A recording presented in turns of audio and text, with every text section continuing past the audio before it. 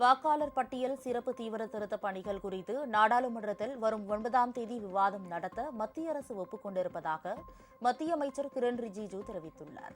நாடாளுமன்ற குளிர்கால கூட்டத்தொடரின் 2வது நாளிலும் எஸ்ஐஆர் விவகாரத்தை எதிர்க்கட்சிகள் எழுப்பியதால் இரு அவைகளிலும் நேற்று அமளி நீடித்தது.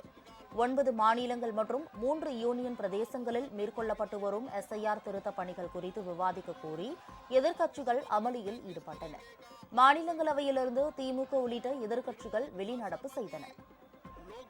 காது கொடுத்து கேளாத ஒரு அரசு, நாடாளுமன்றத்தில் விவாதத்திற்கு அனுமதி மறுக்கின்ற ஒரு மரபு, ஒரு ஜனநாயகம், எதிர்க்கட்சிகள் என்ற பெயரில் நாங்கள் உட்கார்ந்து மக்களை பாதிக்கின்ற ஒரு பிரச்சனையை தேர்தல் ஆணையம் இப்போது எடுத்திருக்கிற நடவடிக்கைகள் அது பாராட்டத்தக்க அளவிலோ ஏற்கத்தக்க அளவிலோ இல்லை என்பதை எடுத்துச் சொல்வதற்கான வாய்ப்பில்லை என்கிற போது வேறு வழி இல்லாத நிலையில் வெளிநடப்பு செய்திருக்கிறோம்.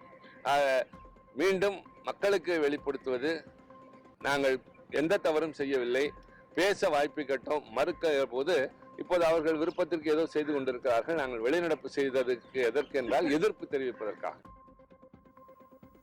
இதற்கிடையே அரசியல் கட்சிகளின் அவைத் தலைவர்களை அழைத்து பேசிய மத்திய நாடாளுமன்ற விவகாரத்துறை அமைச்சர் கிரண் ரிஜிஜு மற்றும் மக்களவை சபாநாயகர் ஓம் பிர்லா ஆகியோர் தேர்தல் சீர்திருத்தம் குறித்து விவாதிக்க மத்திய அரசு தயார் என்று தெரிவித்தனர். இதை செய்தியாளர்களிடம் கிரண் ரிஜிஜு தெரிவித்தார்.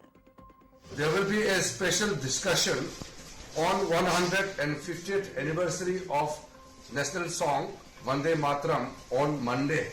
The discussion will start at 12 noon and the discussion will go on for the full day.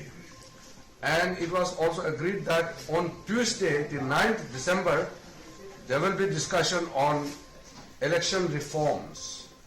And when we discuss about the reforms in election, you can discuss and talk about many issues related to election and its process in our country.